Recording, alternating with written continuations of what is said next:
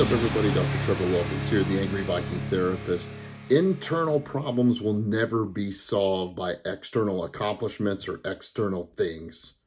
I remember the first time I ever went to somebody who had overdosed on drugs. I had no idea what that was going to look like. As a law enforcement officer, I got called to assist fire department calls in a nice middle-class neighborhood. House had that white picket fence. It was gray in the front. Looked like somewhere that somebody could be really happy. But nobody had seen the lady that lived there in weeks. So somebody had called in, somebody from work or a family member, and said they want us to check on that person's welfare. So we get there and the house is locked up tight, but the car's in the driveway, so we know somebody's home. They haven't been to work. So now we're getting concerned.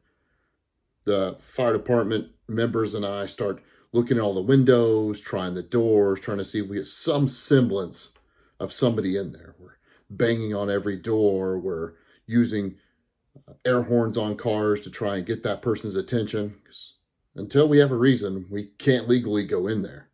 Just because they haven't been seen in a while is not enough. So eventually, after banging all these doors and worrying about the person inside, one of the firemen get up on a ladder and look in the bathroom window. And they can see nothing but the calves and the bare ankles and the bare feet of somebody laying in the hallway. Seeing that person not moving, we go to the front door, we kick it in quickly, and that's when the real craziness begins. We're all trying to rush inside. I go in and check every room, make sure that there's nobody going to pop out or that this wasn't a dangerous situation to the fire department. And they go in and we realize this is a medical call. Here's this completely lifeless and lump body just laying on the ground, face down. Nothing but vomit and blood everywhere.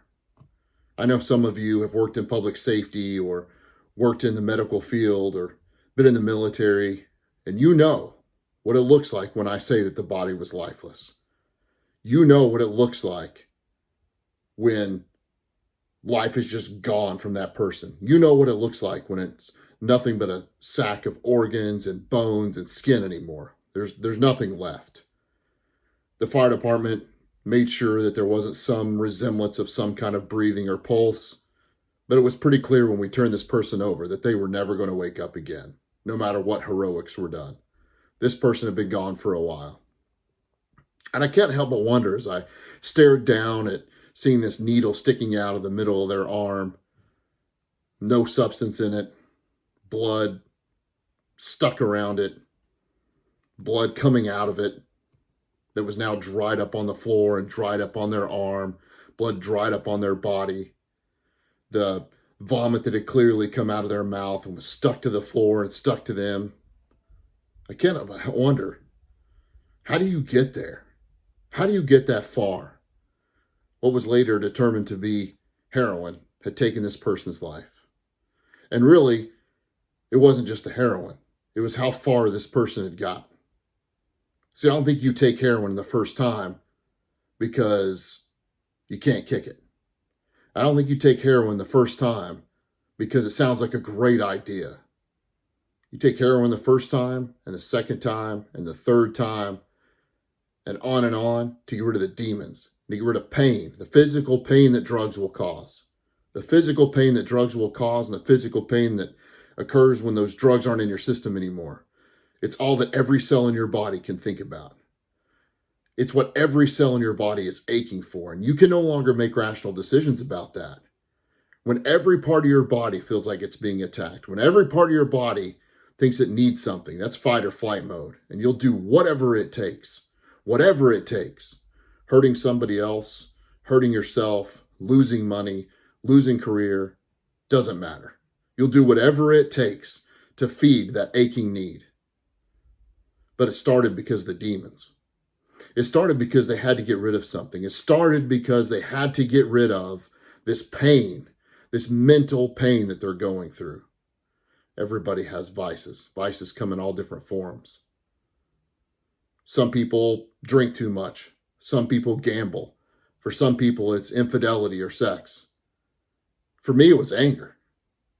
I used anger as a vice. And it is a vice. A vice is anything that we're willing to give up tomorrow's happiness for today's comfort.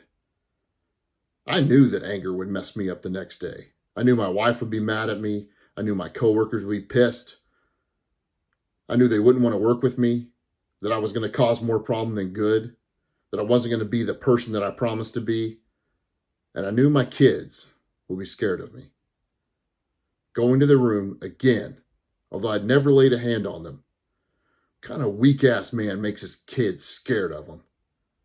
There I was, sitting on the back porch again, pissed off at myself and feeling like a piece of crap because I'd ruined yet another holiday. Way to go, man. Way to go. You put all your time and energy into this job.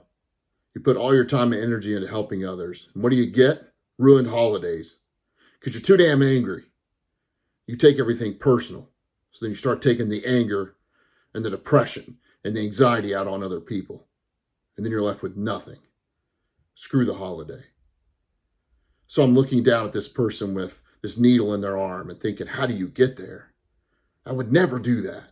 How do you get there? Just another life wasted. Does anybody even care? It took them weeks to call. Why did they even call? Does anybody even really care about this person? As they lay there in blood and lay there in their vomit. Anybody cares they took their last breaths laying on that ground? I don't know. I don't know the person's name today and I don't know their story. But I remember it being my first one. And I remember looking back on it thinking, I would never have a vice like that. I would never do that. And 15 years later, after a tragic call that put me in a tailspin, that the fight or flight part of my brain couldn't understand, there I was, laying on the floor with my own vice. It wasn't drugs. It was anger. That was my own vice. And I was really good at it. And it took everything away from me. My career, family, sobriety, self-respect, physical ability. I hated myself. All because of anger. All because I couldn't control it. And you morons out there that say, well, you knew what you were signing up for. Get over yourself, moron. You're going to tell me at 21 that I knew I'd sign up to see 3-year-olds raped? Screw you. Nobody signs up for that. You think a fireman at 21 signs up to see his partner burned alive? The person he spent 24 hours with every third day, would have done anything for, but wasn't strong enough to get them out because the fire consumed them? Yeah, we knew what we were signing up for. Save that stuff. You wouldn't say it to my face anyway. But back to the anger. There I was, on the floor. Likely the same position as somebody that overdosed. Completely limp. Breathing. Heart beating. Wishing it wasn't. That's a vice. And that is exactly how you get that far. That is exactly how you fall that far. When you don't take care of the internal problems and you try to fix them with external things or external accomplishments, you will continue to have internal problems. You have to fix the internal problems. You can't fix them by anything external.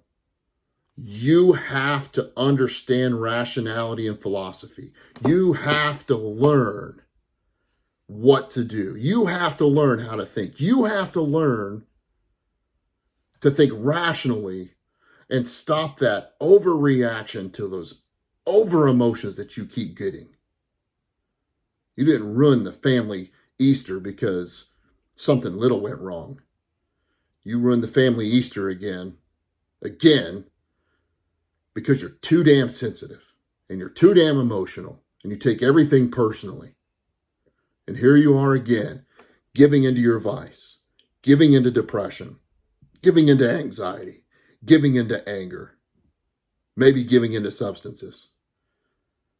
It is going to take thought to get out of that.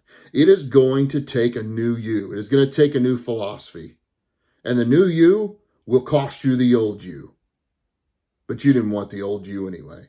But you're going to have to give them up. If this is what you need, please join us. please come and join the Angry Viking Mindset Method. Please come join our squad. This is where you'll learn. This is where you get daily lessons and daily gratification. This is where you'll learn to be the better you. You will have to change your philosophy. You will have to change your mindset. I never thought that I'd be the person laying on the ground. Now, I see me in the same position as that lady with the needle sticking out of her arm, with no clothes and no one around, covered in blood, covered in vomit.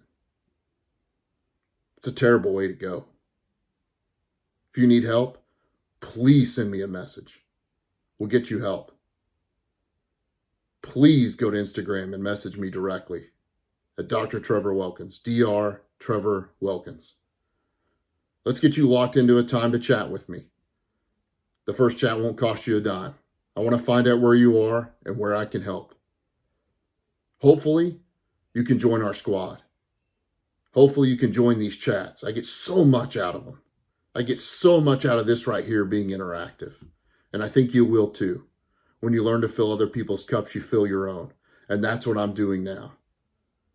I will not be that guy laying on the ground, giving into my vice again. Unfortunately, I couldn't find anybody else to help. So I had to create the Angry Viking Mindset Method. I had to go to school and I had to get my experiences together. And I had to help other people and understand what it takes to get better. And now I can help you with that. Please send me a message. If this hits home, laying on the ground, needle in arm, life ending, you've got to get on top of this. You have to stop letting yourself down. You have to stop letting your family down. It's going to take a new philosophy. It's going to take a new mindset. The Angry Viking Mindset will do that for you.